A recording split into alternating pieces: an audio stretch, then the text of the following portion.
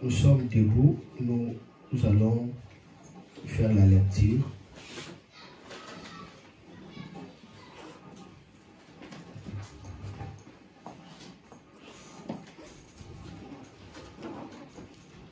Nous lisons Zacharie chapitre 4, on va toucher le verset 1 jusqu'au 7e.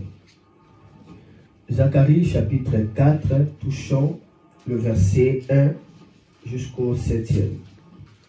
La Bible dit, l'ange qui parlait avec moi revint et il me réveilla comme un homme que l'on réveille de son sommeil.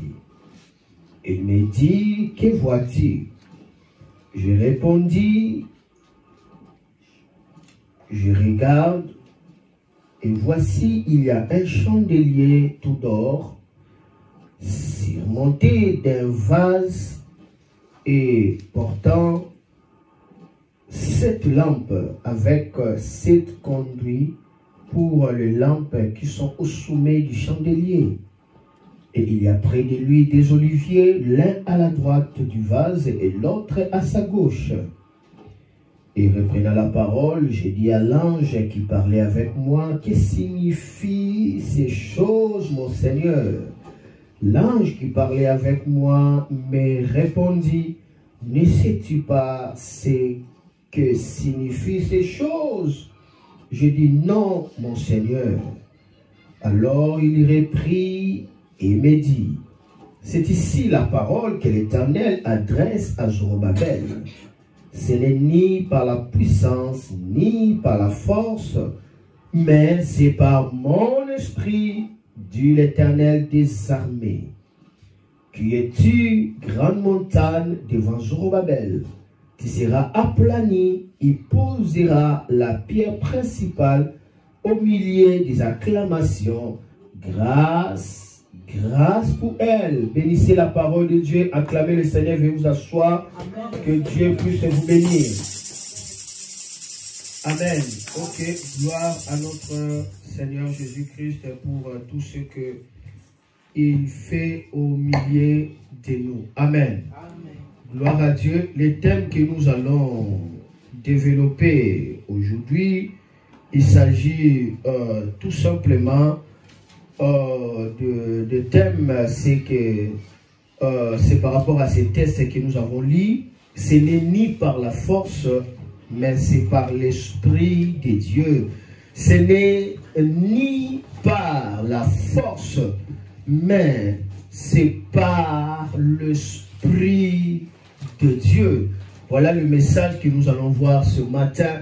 Ce n'est pas par la force, ce n'est pas par la puissance, ce n'est pas par tes efforts, mais c'est par l'Esprit de Dieu. Donc cela ne va pas s'opérer par ta force, ne va pas s'opérer par ta puissance, mais cela va s'opérer par l'Esprit de Dieu. Cette réponse ne viendra ni par ta force, ni par ta puissance, mais ça viendra par l'Esprit de Dieu. Cette solution ne viendra ni par la force, ni par la puissance, mais c'est par l'Esprit de Dieu. Alors que vous allez recevoir une solution merveilleuse de Dieu, alors ne pensez pas que cela vient par votre force, ne pensez pas que cela vient par votre puissance, non, mais ça vient par l'Esprit de Dieu. Alors que le ciel est en train de s'ouvrir, ce n'est pas par ta force, ce n'est pas par ta puissance, mais c'est par l'Esprit de Dieu. Voilà le message que Dieu a voulu nous transmettre aujourd'hui. Tout cela commence par la vision que Dieu a montrée à Zacharie qui était le prophète. Zacharie a vu une vision et dans cette vision, il y avait une lampe et des vases d'huile à côté de cette lampe. Alors, dans ces lampes-là, il y avait des conduites, soit des tuyaux qui étaient attachés à ces vases d'huile. Et alors ces tuyaux faisaient circuler l'huile dans cette lampe. Et cette lampe, on parle des chandeliers parce que c'était une lampe qui avait 7 têtes. Et la lumière de cette lampe venait par le contact des vases, à travers des conduites d'huile, que cette lampe était allumée. Mais avant que le prophète Zacharie puisse recevoir cette vision, la Bible dit l'ange l'a réveillé. L'ange l'a réveillé. L'ange le réveilla. Il a été réveillé par l'ange pour prêter attention à la vision. Mais comment est-ce que le prophète devait dormir et il n'arrive pas à voir la vision jusqu'à ce que l'ange puisse le réveiller? Pourquoi? Parce que ici nous sommes pendant des moments de troubles, pendant les moments les plus sombres à l'Israël. L'Israël venait d'être délivré des captifs de Babylone. Ils rentrent maintenant en Jérusalem. Leur honneur, leur beauté, leur gloire, c'est par rapport au temple de Jérusalem. Ce temple a été détruit par Nabuchodonosor. Et lorsqu'il a écroulé le temple, Israël n'avait plus de la fierté. Parce que la fierté de l'Israël résidait dans le temple. Voilà, on va voir que dans ce temple, il y avait même des trésors d'or qui étaient dans les temples. En fait, c'était le plus beau temple de toute la terre. À travers de ces temples-là, on représentait Israël comme étant la nation qui a le véritable Dieu. Mais cela a été détruit et Israël retourna, il n'y avait pas de temple. Donc c'est comme si l'Israël n'avait pas la valeur. L'Israël n'avait pas l'honneur. On comprend que notre valeur se retrouve par rapport au temple. Le temple, c'est la présence de Dieu. Notre valeur se retrouve par rapport au Saint-Esprit. Le Saint-Esprit, c'est la vie qui nous donne le mouvement et l'être. Notre valeur réside dans la communion avec le Saint-Esprit. Ici, Israël, il fallait le temple de la gloire que Salomon avait construit. Et maintenant, pendant ces périodes-là, il y avait 3 acteurs principaux pour la reconstruction du temple. Il y avait le souverain sacrificateur du nom de Josué. Il y avait le prophète du nom de Zacharie. Et il y avait le gouverneur du nom de Zorobabel. On va voir que Israël retourna. Ils étaient vraiment confrontés à plusieurs problèmes. Le diable ne voulait pas que Israël soit en paix.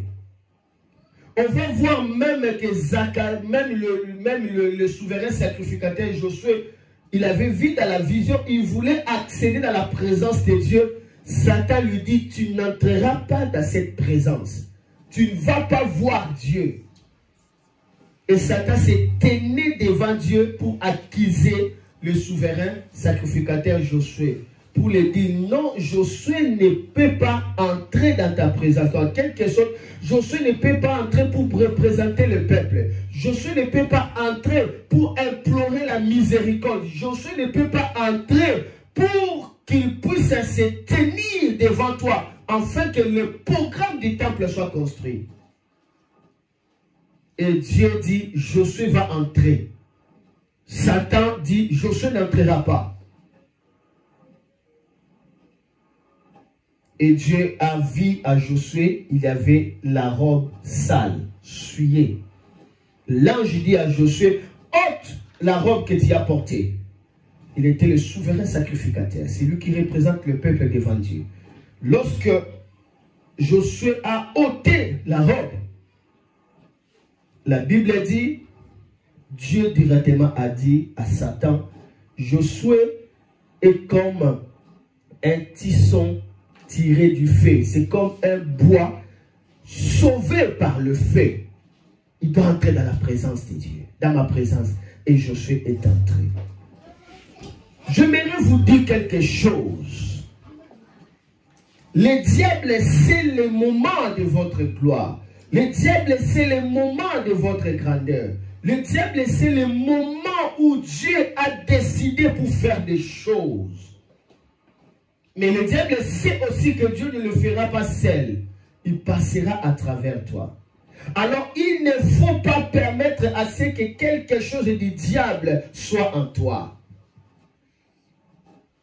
Il fallait que Josué enlève d'abord la robe sale pour que Dieu puisse trouver la raison de dire, malgré qu'il est faible, je l'ai tiré du feu. Mais gloire à Dieu, parce que lorsque le plan établi par la souveraineté de Dieu arrive, même si l'homme est distrait, Dieu fera à ce que l'homme comprenne ce qu'il veut faire. Parce que derrière la chose se cache tout simplement la gloire de Dieu. Amen. Oui, la gloire de Dieu. L'ange est venu. Donc l'ange est entré dans ses affaires. L'ange est entré du côté de Josué. L'ange est entré pour que Dieu puisse avoir raison de visiter Josué. Laisse-moi te dire, aucune chose n'empêchera Dieu de te visiter. Amen. Dieu aura raison de te visiter. Et Satan lui-même ne l'empêchera pas. L'ange arrivera pour révéler, tu dois faire ceci et faire cela, pour que Dieu puisse avoir raison de te faire du bien. Dieu aura raison de te sauver. Dieu aura raison de te bénir. Dieu aura raison de te lever. Dieu aura raison d'accomplir ce qu'il a accompli déjà bien avant que tu sois sur la terre. Je voulais dire que Dieu aura raison de réaliser cet instinct dans ta vie. Même si toi-même tu es inconscient, même si toi-même tu ne connais pas, Dieu ramènera ta conscience pour que les choses soient en place, afin que lui-même, Dieu, accomplisse ce qu'il a accompli dans ta vie. Amen. Josué a fini à entrer dans la présence de Dieu. Il a fini à faire le ministère. Or, la présence de Josué devant la présence de Dieu, c'était tout simplement le bénéfice du peuple d'Israël. Josué représentait le salut de l'Israël. Quand le souverain sacrificateur entre dans la présence de Dieu, on parle de Yom Kippour, le grand pardon de Dieu qui amène la prospérité, qui amène la bénédiction, qui amène la faveur au peuple de l'Israël. Rappelez-vous, ils ont fait déjà 70 ans en esclavagisme. Il n'y avait aucun sacrificateur qui pouvait entrer dans les sanctuaires. Les temples étaient aussi détruits. Il n'y avait pas de sanctuaire physique.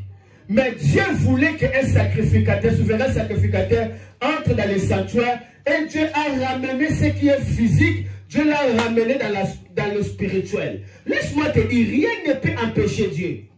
Rien n'empêchera Dieu. Rien n'empêchera Dieu. Dieu aura pitié de son peuple. Rien n'empêchera Dieu. Dieu aura pitié de ses enfants. Rien n'empêchera Dieu. Dieu aura miséricorde pour ses enfants. Rien n'empêchera Dieu. Dieu accomplira ce qu'il a décidé. Ce qu'il a décidé. Il n'y avait pas de temple. En quelque sorte, le souverain sacrificateur est en train de chômer. Mais Dieu a fait qu'il rentre dans les temples spirituels.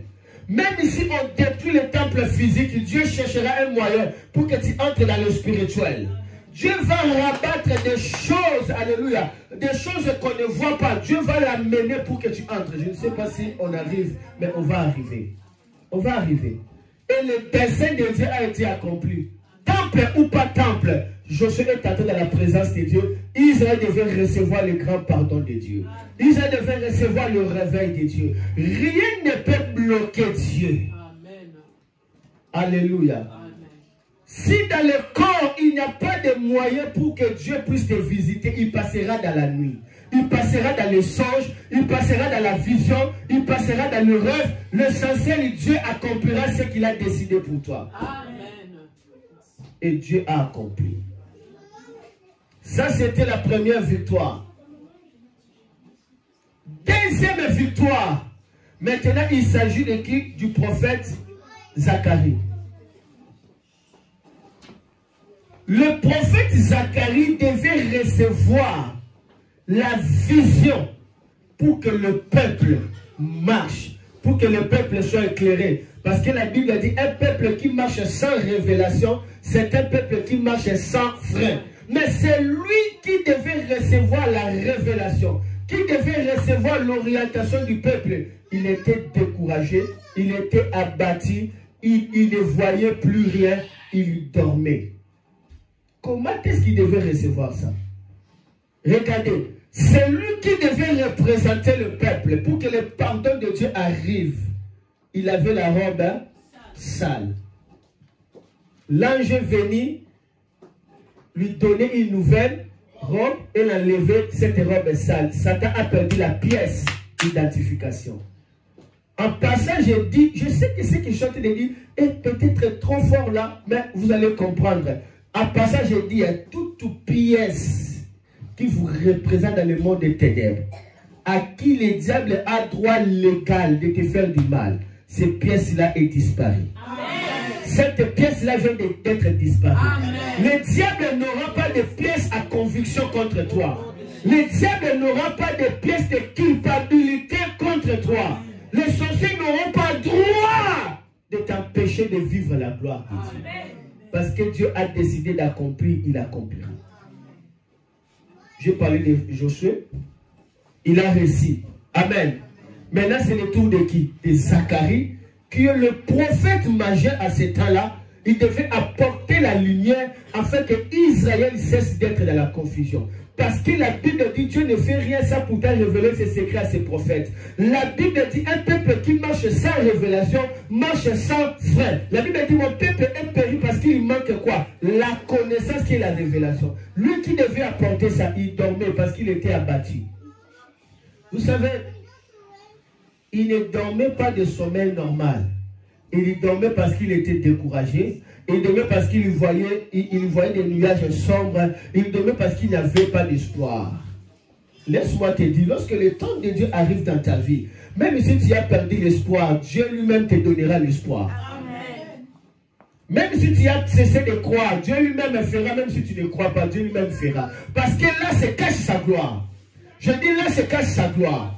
Quand le temps de Dieu arrive, ce n'est pas l'homme qui poursuit Dieu, mais c'est Dieu qui commence à poursuivre l'homme. Laisse Dieu te poursuivre. Laisse Dieu t'atteindre. Laisse Dieu t'atteindre. Dieu va atteindre ta vie. Dieu va accomplir son but. Il va accomplir ce qu'il cherche dans ta vie. Il dort. L'ange est venu. Je suis en train de croire que c'était le même ange qui était venu pour le souverain sacrificateur. L'ange est venu, l'ange le toucha.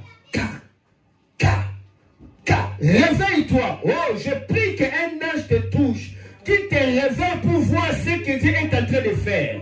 Je prie que l'ange te réveille de ton sommeil. Je prie que l'ange te réveille de ta distraction. Je prie que l'ange te réveille. Quelque chose est en train de se passer. Réveille-toi. Sors des soucis. Réveille-toi. Est-ce que tu ne vois pas? Il y a quelque chose qui arrive. Réveille-toi. La solution est là. Réveille-toi. Ce n'est pas pour ta faute. Réveille-toi pour commencer à voir le plan de Dieu. Réveille-toi. Vois le mouvement de Dieu. L'ange va te réveiller. Il va réveiller ta foi. Il va réveiller ta confiance. Il va réveiller. Il va réveiller. Il va réveiller. Il va réveiller ta harpe. David il dit alléluia. Il a réveillé ma harpe. Et je commençais à jouer. Il réveillera ta harpe. L'ange te réveillera. Il va te réveiller. Je me rappelle lorsque Élie, alléluia, dormait, il attendait de mourir. Pendant qu'il attendait de mourir, il dit Dieu, tue-moi dans le désert. Élie attendait de mourir. Il a quitté le nord pour aller au sud. Il a marché à pied, abattu dans le désert. Il restait là, il attend la mort. Pendant qu'il attend la mort, l'ange est en train de cuire un gâteau pour lui. Pendant qu'il attend de mourir, l'ange préparait le pain chaud. Et quand le pain était fini, l'ange a bougé et dit, réveille-toi. Élie s'est réveillé, il attend la mort. Alors il avait la vitalité. L'ange te réveillera. La descente que tu attends, tu verras la gloire.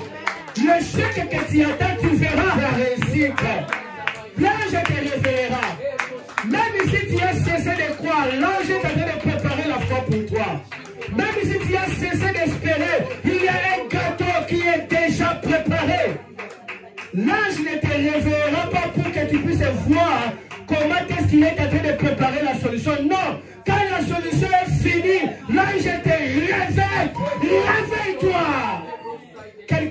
réveillé par des circonstances merveilleuses qui n'auront pas de forme. Quelqu'un sera réveillé par des opportunités de bénédiction qu'on ne peut pas expliquer. Quelqu'un sera réveillé par le coup de miracle. Je dis le coup de miracle. Le coup de miracle. Le coup de miracle. Quelqu'un sera bougé par le miracle. Bousculé par le miracle. Bougé. Il te réveillera par la solution. Tu seras réveillé. Seigneur, tu es réveillé dans la solution. Tu es réveillé dans la bénédiction. Tu es réveillé dans l'élévation. Tu seras réveillé. Parce que ce n'est ni par la puissance, ce n'est ni par la force, c'est par mon esprit. Dieu te connaît mieux que lui. Dieu te connaît mieux que toi-même plutôt. Il te connaît mieux que toi-même. Dieu ne coopère pas avec tes ennemis pour te détruire. Dieu ne coopère pas avec les sorciers pour te détruire. Non! Ce que le monde appelle impur, Dieu ne l'appelle pas impur. Dieu t'appelle avec ton nom. Tu es grand. Tu es élevé. Tu es sa bien-aimée. Tu es son bien-aimé. Tu es la lumière du monde. Il s'agit de toi. Il s'agit de toi. Le monde appelle Élie paresseux. Il est là, intimidé. Mais Dieu dit non, non, non, non, je connais mon vaillant. Prépare-lui les gâteaux. Prépare-lui les gâteaux. Prépare-lui les gâteaux. Là, il laissait faire des cauchemars. Il fait des cauchemars. Il fait. Satan a eu le temps de faire tout ce qu'il pouvait faire. Dieu parfois laisse Satan le temps de faire tout ce qu'il peut faire. Vous êtes embrouillés dans des songes. Parce que Dieu sait, l'ange est en train de préparer des gâteaux. Quand tu verras les gâteaux, tu seras Satan, tu es menteur. Quand tu verras le gâteau chaud, tu diras Satan, tu es menteur. Dieu préparait de l'autre côté. Dieu préparait de l'autre côté. Pendant que les disciples étaient abattus, ils sont allés pêcher. Pierre est retourné à la pêche. Donc, en quelque sorte, Pierre a trahi la foi. En quelque sorte, Pierre a péri. Il retourna où? Dans la pêche. Pendant qu'il cherchait à pêcher, il n'y avait rien toute la nuit avec Jacques et Jean. Il n'y avait rien dans tout ce qu'il avait fait. Donc, quelque sorte, Pierre vient de trahir Jésus. Il a déjà vu Jésus ressusciter. Mais il dit, mais on a suivi Jésus, mais rien n'est changé. Ah, laisse-moi retourner dans ma pêche, prendre soin de ma famille. Jésus n'est pas contre toi. Jésus ne va pas te contraindre. Jésus ne va pas te contrarier. Alors qu'il souffrait, Jésus était déjà là. Il a en train de cuire les poissons. C'était Jésus qui cuit ça. Jésus a cuit les poissons. A grillé les poissons. Le maître grillait les poissons. Il grillait.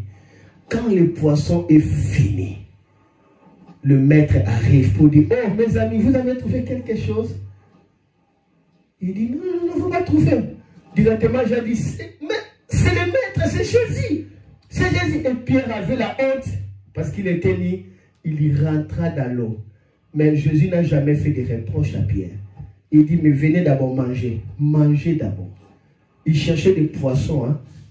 Il cherchait des poissons, mais Jésus avait déjà préparé les poissons pour eux.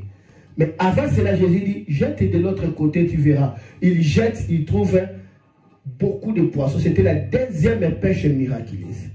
Jésus continue à démontrer sa gloire, même lorsque Pierre s'est rétrogradé. Oh, Jésus te connaît plus que toi. Il ne te perdra pas. Qui t'a dit que Jésus va te perdre? Qui t'a dit ça? Si Jésus a un plan pour toi, il te poursuivra. Jésus va vous poursuivre. Amen. Ils ont pêché les poissons, ils sont là, mais Jésus savait, non, non, non, non, non.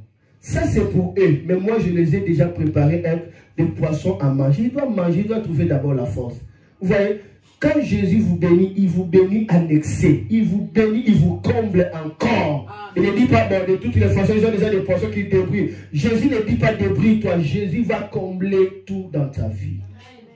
Alléluia. Il réveille maintenant. Là, je réveille Zacharie. Réveille-toi.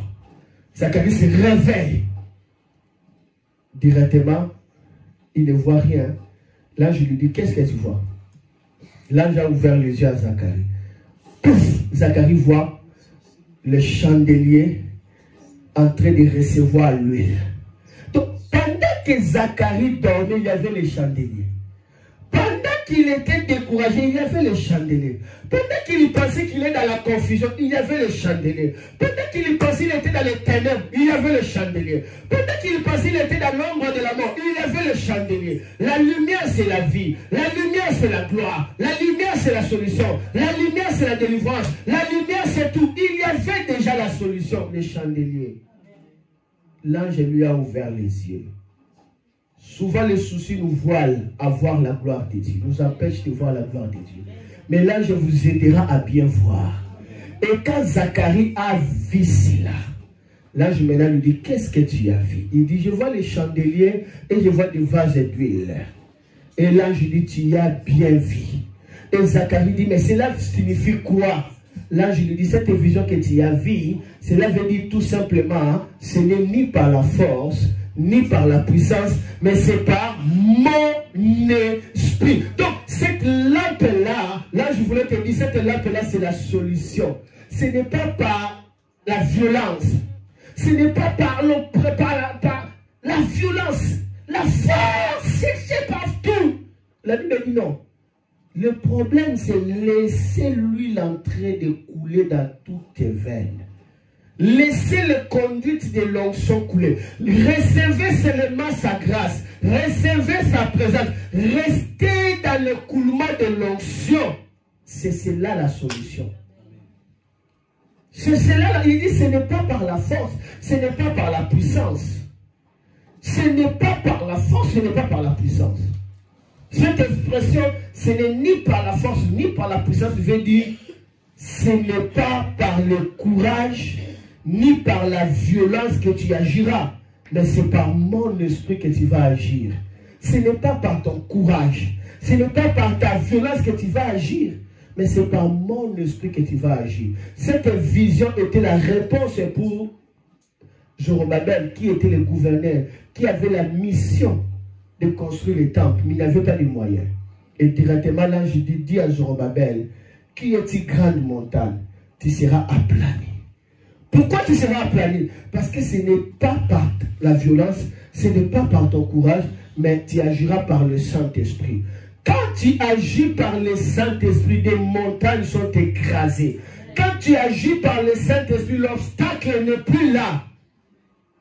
Là, je dis, tout ce que tu étais soucié parce qu'il n'y avait pas de solution pour les temples. Mais la solution, c'est le chandelier que tu as vu. Le chandelier que tu as vu là, c'est l'image de Zacharie, de l'image de Zorobabel qui devait laisser l'onction couler en lui. Laisser l'onction couler par l'huile de l'onction. Il va réaliser la construction du temple, qui est Zacharie. Zacharie et, disons, Zorobabel étaient de la famille du roi de David. Ils attendaient un roi sauveur. Ils attendaient qu'un roi sauveur viendra pour sauver Israël. Et ce roi viendra de la famille de David. Et ce roi qu'ils attendaient, c'était Zorobabel. Pendant que Zorobabel commençait les travaux, il y avait un obstacle. Et Zorobabel était découragé. Et cet obstacle était une grande montagne.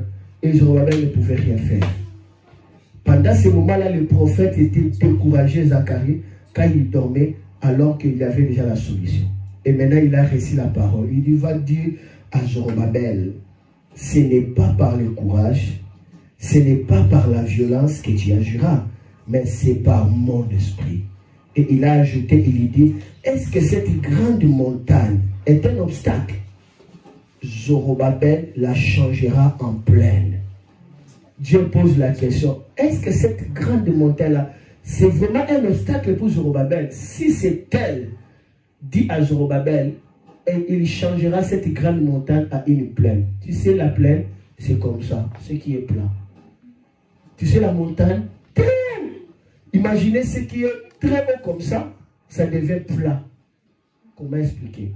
La montagne devient une route. Ça, c'est l'œuvre du Saint-Esprit. Ce n'est pas par le courage. Ce n'est pas par la violence que tu dois agir. Agis par l'Esprit de Dieu. Agis par l'Esprit de Dieu. Et cet obstacle que tu vois, c'est toi qui la changeras à une solution.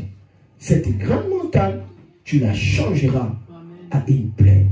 Et la Bible dit, il en sortira la pierre principale du temple. Et les gens crieront, bravo, bravo, bravo, bravo. Il en sortira la pierre principale. Tu sais, la pierre principale, lorsque la Bible parle de la pierre principale, lorsque Jésus parle de la pierre principale, c'est une grosse pierre qui peut avoir la dimension de toute cette parcelle. Pour les trouver, il faut creuser, C'est une pierre rare. Quand on prend ces pierres-là et on les pose, donc c'est comme des cailloux, des grands cailloux. On les pose, c'est ça qu'on appelle la pierre principale. On ne la trouve pas comme ça. Il faut chercher ça. Il peut prendre des années et des années pour trouver la pierre principale. Mais Dieu dit, parce qu'il s'agit de l'œuvre du Saint-Esprit, dans cette même montagne, dans cet obstacle, en sortira la pierre principale. Amen. Quand l'œuvre du Saint-Esprit est dans ta vie, le problème sortira la solution. Amen. Le pleur sortira les rires. Amen. Le blessé sortira l'éclat des étoiles. Amen. La déception sortira une histoire. Amen. Dieu va changer ton histoire. Amen. Je limite ici pour dire à quelqu'un, ce n'est pas par le courage, ni par la violence que tu vas agir, mais c'est par l'Esprit de l'Éternel. Je termine à dire, Dieu te pose la question, est-ce que cette grande montagne est un obstacle? Non. Dieu dit, ce n'est pas un obstacle. Pourquoi? Parce que tu la changeras à une plaine. Donc ce n'est pas un obstacle, mais c'est un boulevard. Ce n'est pas un obstacle, mais c'est une solution. Cette montagne-là te permet d'avoir une plaine sans pourtant chercher des goudrons, sans pourtant chercher des ciments. C'est une plaine. Que Dieu change de montagne à une plaine. Amen. Que Dieu transforme des montagnes à une plaine. D'ailleurs, j'ai mal dit que tu changes de montagne à une plaine. Amen. La Bible ne dit pas que c'est Dieu qui va changer, mais c'est toi qui vas changer. Amen. Parce que tu agis avec le Saint-Esprit. Tu agis par le Saint-Esprit. Parce que tu as compris que ce n'est pas ton courage. Ce n'est pas ton courage. Ce n'est pas ta sainteté. Mais c'est le Saint-Esprit. Tu vas commencer à étaler des montagnes. Lève-toi, commence à étaler des montagnes maintenant. Lève-toi, commence à broyer des montagnes. Lève-toi, commence à planer des situations. Lève-toi, commence à sortir des solutions. Agir par le Saint-Esprit. Commence à agir par le Saint-Esprit. Agir par le Saint-Esprit. Commence à agir par le Saint-Esprit. J'aimerais que quelqu'un puisse agir par le Saint-Esprit. Rebo Ramamo, Sebaya, O Rakabaya, Sinebre Mozebreke, Suradraba Mama. Quelqu'un agit par le Saint-Esprit. Yabo Rabo Selema, Louarabosa, Harabrababose, Erebraba. Sois éveillé, Harabrababa. Sois éveillé, Rebaba. Tout ce que tu as besoin, c'est de recevoir l'huile, Rebaba. Et l'huile est en train de couler, Rebraba. Laissez la conduite à l'huile, Shema. Laissez l'huile couler, Rebaba. Laissez les tuyaux de l'onction, Rababa. Laissez l'énergie de l'onction couler de toi, Reba. Et commence à changer les montagnes. Commence à les transformer par une plaine. Change de montagne, change de colline, change